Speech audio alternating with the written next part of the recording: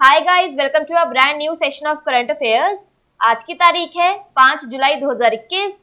हमारे दो चैनल्स हैं, पिनाकुलर फ्रंटियर IAS, और अगर अभी तक आपने इन चैनल्स को सब्सक्राइब नहीं किया है तो सब्सक्राइब करना बिल्कुल ना भूलिएगा। साथ ही साथ इस बेल आइकन को जरूर प्रेस करना है ताकि हमारी आने वाली हर वीडियो की नोटिफिकेशन आपको मिल सके। हमारी दो वेबसाइट्स हैं, sscglpinacle.com और baljeetdhaka.com। इन दोनों को विजिट करना बिल्कुल ना भूलिएगा। और ये सेशन दोनों चैनल्स पर सुबह 4 बजे अवेलेबल हो जाता है। साथ ही साथ for daily videos, PDF and monthly magazine आप हमारे टेलीग्राम हैंडल्स फ्रंटियर IAS और SSCGL पिनाकल ऑनलाइन को ज्वाइन जरूर करें। स्टार्ट करेंगे प्रीवियस क्विज के साथ। मैंने आपसे पहला क्वेश्चन पूछा था कि विश्व स्वास्थ्य संगठन द्वारा किस देश को मलेरिया मुक्त घोषित किया गया है, तो इसका सही जवाब था चीन। और दूसरा क्वेश्चन पूछा था कि भारतीय वायुसेना के नए उप प्रमुख कौन बने हैं, तो इसका सही जवाब था एयर मार्शल विवेक राम चौधरी। स्टार्ट करेंगे फर्स्ट क्वेश्चन। देखो आज के सेशन का, पुष्कर सिंह धामी किस राज्य के नए मुख्यमंत्री बने हैं, तो इसका सही जवाब है ऑप्शन नंबर सी, उत्तराखंड। तो भारतीय जनता पार्टी भाजपा के नेता पुष्कर सिंह धामी ने उत्तराखंड के 11वें मुख्यमंत्री के रूप में शपथ ली। पिछले 4 महीने में वह राज्य के तीसरे मुख्यमंत्री बने हैं। राज्य के उधम सिंह नगर जिले से विधायक धामी 45 साल के उत्तराखंड के सबसे कम उम्र के मुख्यमंत्री होंगे। उन्हें तस्वीर में देखिए। उत्तराखंड के मुख्यमंत्री तीरथ सिंह रावत ने पदभार संभालने के 4 महीने से भी कम समय के बाद इस्तीफा दे दिया। रावत ने राज्यपाल बेबी रानी मौर्य को संवैधानिक प्रावधान का हवाला देते हुए अपना इस्तीफा सौंप दिया। प्रावधान के अनुसार उन्हें 6 महीने के भीतर विधानसभा के लिए चुने जाने की आवश्यकता थी और इसकी संभावना नहीं थी। बात करें यहाँ पर उत्तराखंड की, तो इसके डैम्स और रिवर्स में आता है लखपत डैम यमुना, टिहरी डैम भागीरथी और Ramganga dam Ramganga. National parks में आता है Rajaji national park, Jim Corbett national park, Gangotri national park और गोविंद नेशनल पार्क। उत्तराखंड की कैपिटल है देहरादून और गैरसेन। गवर्नर है बेबी रानी मौर्य। नेक्स्ट क्वेश्चन देखो, तो 2022 राष्ट्रमंडल निशानेबाजी और तीरंदाजी चैंपियनशिप कोविड-19 के कारण रद्द कर दी गई है। इसकी मेजबानी किस भारतीय शहर द्वारा की जानी थी, तो इसका सही जवाब है ऑप्शन नंबर डी, चंडीगढ़। तो पिछले साल 2022 बर्मिंघम राष्ट्रमंडल खेलों से निशानेबाजी और तीरंदाजी को बाहर करने के बाद 2022 CWG निशानेबाजी और तीरंदाजी चैंपियनशिप जनवरी 2022 में चंडीगढ़ में आयोजित करने की घोषणा की गई थी। गेम्स फेडरेशन ने कोविड के कारण अंतरराष्ट्रीय आयोजन की मेजबानी रद्द कर दी है। नेक्स्ट क्वेश्चन देखो, ओलंपिक में 400 मीटर बाधा दौड़ में भाग लेने वाले पहले भारतीय पुरुष एथलीट कौन बन गए हैं, तो इसका सही जवाब है option number C, MP Jabir. तो भारतीय नौसेना के एथलीट MP जाबिर ने 400 मीटर बाधा दौड़ में टोक्यो ओलंपिक के लिए क्वालिफाई किया। उन्होंने पटियाला में हाल ही में संपन्न अंतरराज्यीय एथलेटिक्स चैंपियनशिप में 49.78 सेकंड के साथ स्वर्ण पदक जीता। जाबिर ने विश्व रैंकिंग कोटा के माध्यम से क्वालिफाई किया, जहां 14 स्पॉट्स उपलब्ध हैं।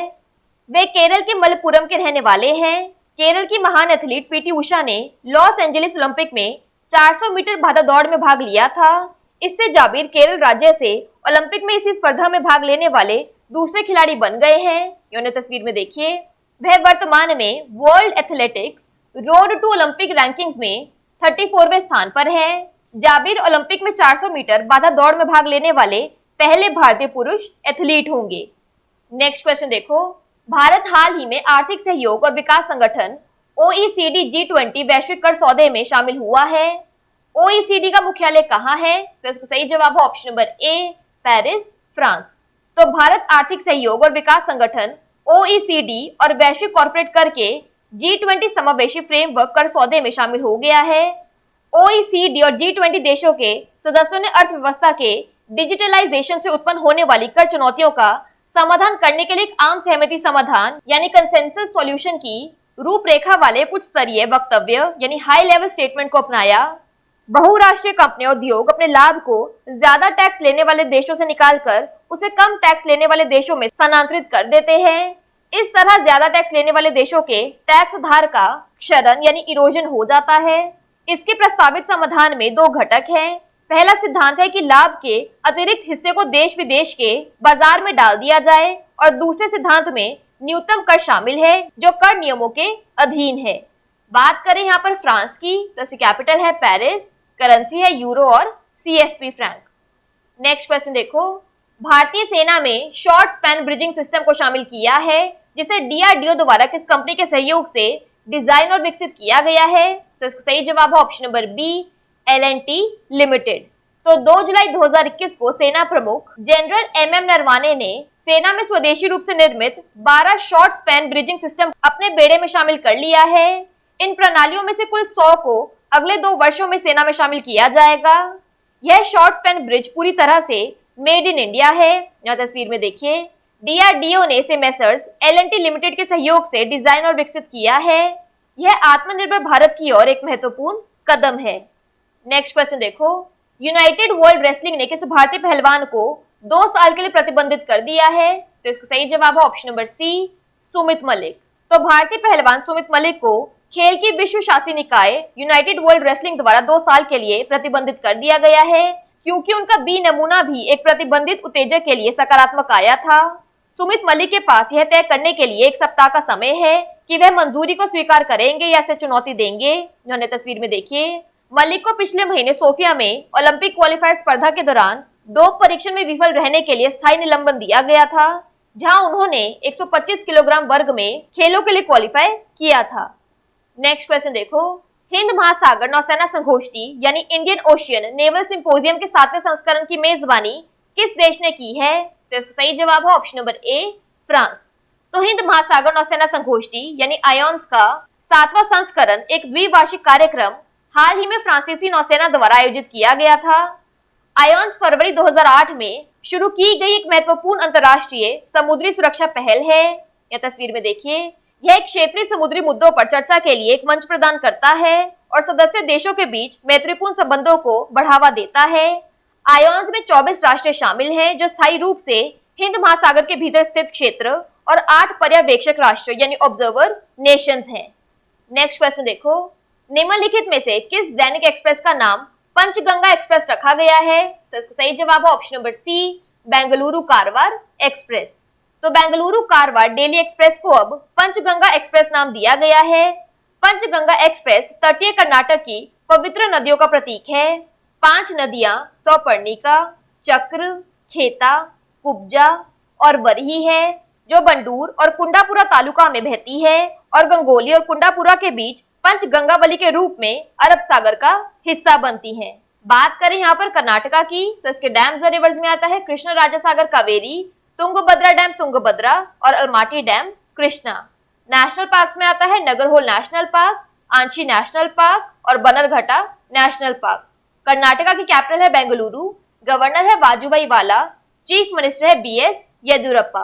यूनेस्को वर्ल्ड हेरिटेज साइट्स में आता है हम्पी मॉन्यूमेंट्स और पतरडकल मॉन्यूमेंट्स। नेक्स्ट क्वेश्चन देखो, खेल मंत्रालय ने वाको इंडिया किक बॉक्सिंग फेडरेशन को राष्ट्रीय खेल महासंघ के रूप में मान्यता देने का निर्णय लिया है।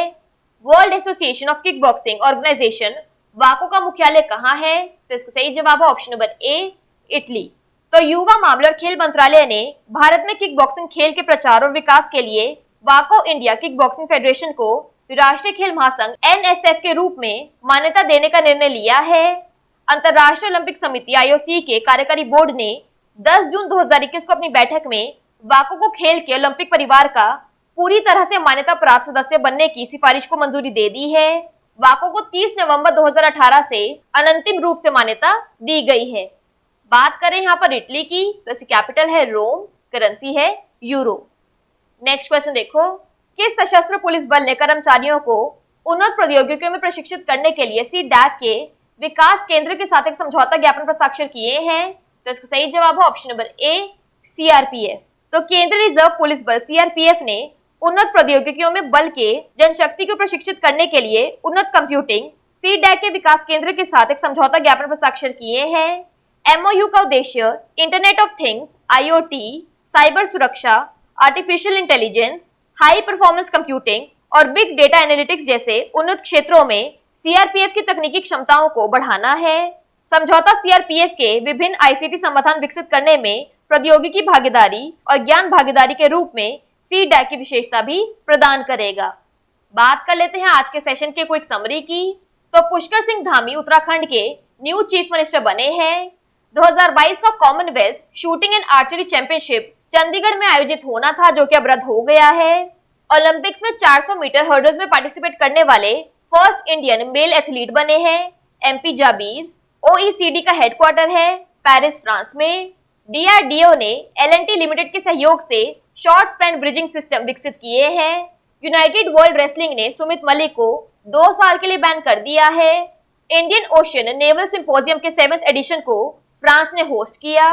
बेंगलुरु कारवार डेली एक्सप्रेस का नाम पंचगंगा एक्सप्रेस कर दिया गया है।